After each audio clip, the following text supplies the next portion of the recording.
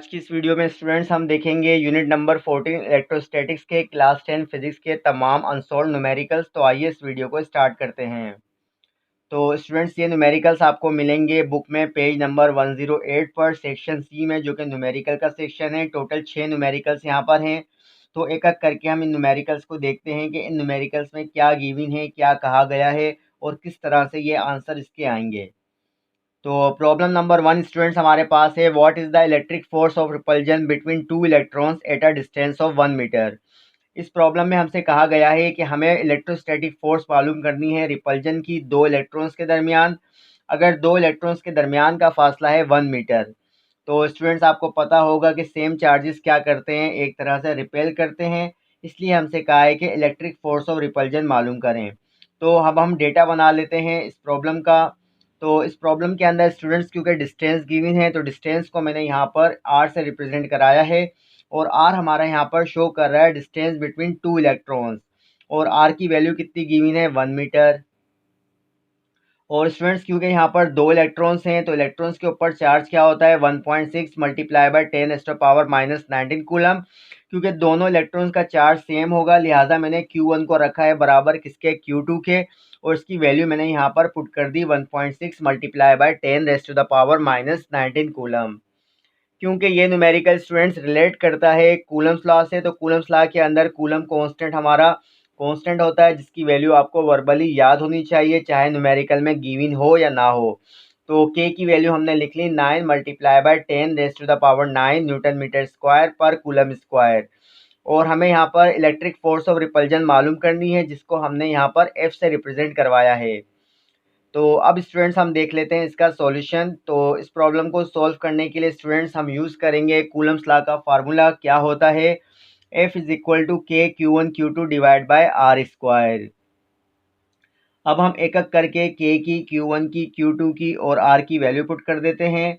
तो के की जगह मैंने के की वैल्यू पुट कर दी 9 मल्टीप्लाई बाय 10⁻⁹ और Q1 और Q2 की जगह मैंने चार्ज की वैल्यू पुट कर दी 1.6 मल्टीप्लाई बाय 10⁻⁻⁹ आर का स्क्वायर है, आर की वैल्यू क्या है 1, यानी 1 का स्क्वायर। अब स्टूडेंट्स आर का स्क्वायर क्योंकि 1 है, यानी 1 का स्क्वायर 1 ही होगा। तो सिंपल हम क्या करेंगे, यहाँ पर न्यूमरेटर में जितनी भी वैल्यूज़ हैं इसको आप मल्टीप्लाई कर दो। तो जब आप 9 मल्टीप्लाई बाय 10⁻⁹ को 2 टाइम्स मल्टीप्लाई करोगे 1.6 मल्टीप्लाई बाय 10⁻⁻⁹ से, तो आपके पास f की वैल्यू आ जाएगी 2.304 मल्टीप्लाई बाय 10⁻⁻28। 1 का स्क्वायर 1 होगा। जब आप इस वैल्यू को 1 से डिवाइड कराओगे तो आपके पास कूलम फोर्स आ जाएगी दो इलेक्ट्रॉन्स के दरमियान कितनी, 2.304 मल्टीप्लाई बाय 10⁻⁻28 न्यूटन। तो यही स्टूडेंट इसका आंसर है। अब स्टूडेंट्स हम देख लेते हैं problem number 2 point charges Q1 is equal to 5 microcoulomb and Q2 is equal to 3 microcoulomb are placed at a distance of 5 centimetre. What will be the coulomb force between them. हमसे कहा है कि हमारे पास दो पॉइंट चार्जेस हैं, Q1 की value है 5 microcoulomb और Q2 की वैल्यू है 3 माइक्रोकूलम, और ये दोनों चार्जेस रखे हुए हैं 5 सेंटीमीटर के फासले पर। हमसे कहा है कि कूलम फोर्स मालूम करो। तो डेटा बना लेते हैं स्टूडेंट्स। यहाँ पर स्टूडेंट्स मैंने Q1 की वैल्यू ली है 5 माइक्रोकूलम और Q1 हमारा शो कर रहा है फर्स्ट पॉइंट चार्ज को। माइक्रो हमारा प्रीफिक्स है, तो माइक्रो की वैल्यू पुट कर देते हैं। तो मैंने लिखा 5 multiply bye 10⁻⁻⁶ coulomb is the unit of charge. इसी तरीके से Q2 की वैल्यू हमारे पास क्या गिवन है 3 माइक्रोकूलम, तो माइक्रो की वैल्यू पुट कर देते हैं 3 मल्टीप्लाई बाय 10⁻⁻⁶ कूलम। अब स्टूडेंट्स क्योंकि हमारे पास दो चार्जेस के दरमियान का डिस्टेंस सेंटीमीटर में गिवन है, तो आपको पता है कि जब भी हम सेंटीमीटर को मीटर में लाते हैं तो गिवन वैल्यू को डिवाइड कर देते हैं 100 से। तो यहाँ पर 5 सेंटीमीटर है, लिहाजा मैंने 5 को डिवाइड कर दिया 100 से। तो आपके पास डिस्टेंस आ गया दो चार्जेस के दरमियान कितना मीटर में, 0.05 मीटर। और स्टूडेंट्स क्योंकि यहाँ पर हमें कूलम फोर्स मालूम करनी है, तो कूलम कांस्टेंट हमें यहाँ पर लिखना पड़ेगा, कितनी वैल्यू है 9 multiply by 10⁻⁹ newton metre square पर कूलम स्क्वायर। और हमें कूलम फोर्स मालूम करनी है, जिसको मैंने यहाँ पर एफ से रिप्रेजेंट करवाया है। अब हम इसका सॉल्यूशन देख लेते हैं। इस प्रॉब्लम को सॉल्व करने के लिए हम यूज़ करेंगे कूलम्स लॉ का फार्मूला। क्या होता है, के Q1 Q2 divide by R square. Values put कर देते हैं। के की वैल्यू मैंने पुट की 9 मल्टीप्लाई बाय 10⁻⁹ Q1 की वैल्यू मैंने पुट की 5 multiply by 10 raise to the power -6 और Q2 की वैल्यू मैंने पुट की 3 multiply by 10 raise to the power -6। Divide की साइन लगाएंगे, R का स्क्वायर है, R की वैल्यू हमारे पास मीटर में कितनी आई थी 0.05, तो मैंने कर दिया 0.05 का स्क्वायर। अब स्टूडेंट्स आप क्या करना, न्यूमरेटर में यहाँ पर आपको जितनी भी वैल्यू साइंटिफिक नोटेशन में गिवन है इसको आप with the help of calculator solve करना, तो आपके पास आंसर आएगा 0.135। डिवाइड करेंगे किससे, 0.05 का स्क्वायर क्या होगा 0.0025।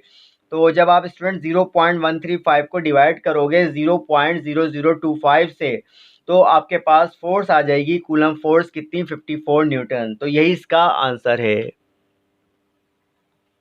अब स्टूडेंट्स हम देख लेते हैं प्रॉब्लम नंबर 3।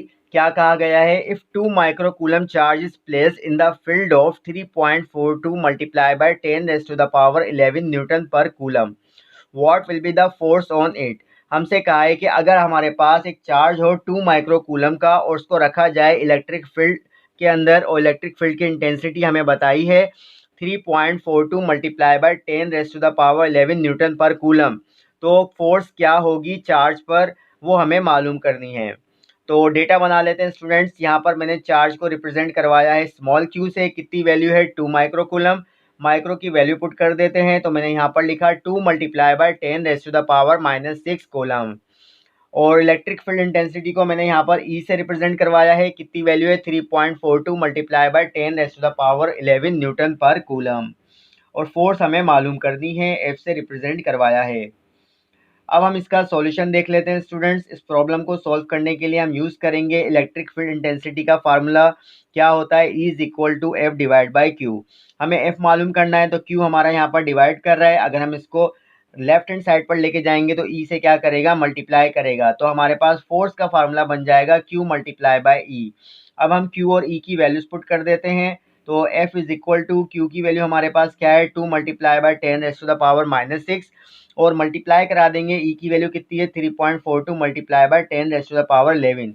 इन दोनों वैल्यूज़ को आप मल्टीप्लाई कराना, तो आपके पास फोर्स आ जाएगी 684000। अब अगर आप इसको साइंटिफिक नोटेशन में लिखोगे तो पॉइंट मेरा यहाँ पर है, पॉइंट को अगर मैं 4 के बाद लेकर आऊँगा तो बीच में कितने डिजिट्स आएंगे, 3 आएंगे, तो लिहाजा हमारे पास फोर्स आ गई 684 multiply by 10 raise to the power 3 newton. तो यही स्टूडेंट इसका आंसर है। अब स्टूडेंट्स हम देख लेते हैं प्रॉब्लम नंबर 4। क्या है हमारे पास, what is the charge on the capacitor. हमसे कहा है कि कैपेसिटर पर चार्ज मालूम करो। If a 40 microfarad capacitor has a potential difference of 6 volt across it, कि अगर एक हमारे पास कैपेसिटर है 40 माइक्रोफैराड का और पोटेंशियल डिफरेंस है 6 वोल्ट का जो कि अप्लाई हो रहा है इस कैपेसिटर के अक्रॉस, तो हमें क्या मालूम करना है, चार्ज मालूम करना है। तो डेटा बना लेते हैं स्टूडेंट्स। कैपेसिटेंस को मैंने यहाँ पर C से रिप्रेजेंट करवाया है, कितनी वैल्यू है 40 माइक्रोफैराड, माइक्रो की वैल्यू पुट कर देते हैं, तो 40 को मल्टीप्लाई कराएंगे 10 एक्स्ट्रा पावर -6 और F is the unit of capacitance. और वोल्टेज को मैंने यहाँ पर यानी पोटेंशियल डिफरेंस को मैंने यहाँ पर V से रिप्रेजेंट कराया है, कितनी वैल्यू है 6 वोल्ट और चार्ज हमें मालूम करना है, Q से रिप्रेजेंट करवाया है। अब हम इसका सॉल्यूशन देख लेते हैं स्टूडेंट्स। इस प्रॉब्लम को सॉल्व करने के लिए हम फार्मूला यूज़ करेंगे कैपेसिटेंस ऑफ कैपेसिटर का, क्या होता है Q is equal to C V. हमें स्टूडेंट्स क्या मालूम करना है, हमें Q ही मालूम करना है, तो C और V की वैल्यूज पुट कर देते हैं। C की वैल्यू कितनी है 40 मल्टीप्लाई बाय 10 एक्स्ट्रा पावर -6 और पोटेंशियल डिफरेंस की वैल्यू कितनी है 6। इन दोनों वैल्यूज़ को मल्टीप्लाई करते हैं तो Q की वैल्यू आपके पास आ जाएगी 2.4 मल्टीप्लाई बाय 10 एक्स्ट्रा पावर -4, यानी इतना चार्ज हमारा स्टोर होगा किसमें, कैपेसिटर में। अब स्टूडेंट्स हम देख लेते हैं problem number 5। The potential difference between 2 point is 100 volt, कि हमारे पास 2 पॉइंट्स हैं और उसके अक्रॉस जो पोटेंशियल डिफरेंस है वोल्टेज है वो कितना है 100 volt. If an unknown charge is move between the points, अगर एक unknown charge for example Q move करता है इन दो पॉइंट्स के दरमियान, the amount of work done is 500 joule, तो वर्क कितना हुआ 500 जूल का वर्क हुआ है।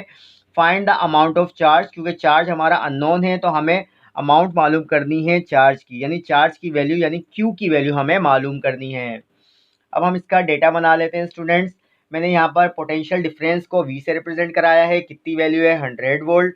वर्क को मैंने W से रिप्रेजेंट करवाया है, कितनी वैल्यू है 500 जूल।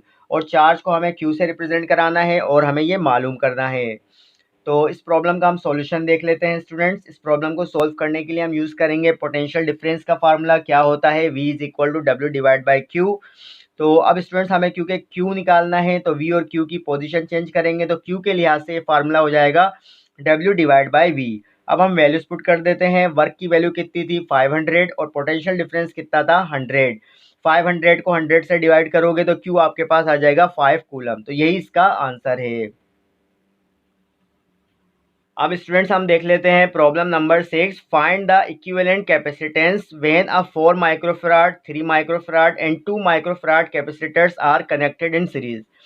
क्या कहा है हमसे? एक हमारे पास कैपेसिटर्स की कम्बिनेशन है जो कि सीरीज कम्बिनेशन है, और इस सीरीज कम्बिनेशन में 3 कैपेसिटर्स कनेक्ट हैं, C1, C2 और C3। C1 की वैल्यू हमें बताइए 4 माइक्रोफराड, C2 की बताइए 3 माइक्रोफराड और C3 की बताइए 2 माइक्रोफराड। हमसे कहा है कि टोटल कैपेसिटेंस मालूम करो अगर ये 3 कैपेसिटर सीरीज में कनेक्ट हैं। तो अब स्टूडेंट्स हम इसका डेटा बना लेते हैं। तो स्टूडेंट्स मैंने यहाँ पर C1 हमारा फर्स्ट कैपेसिटर है, तो C1 की वैल्यू हमें क्या गिवन है? 4 माइक्रोफराड।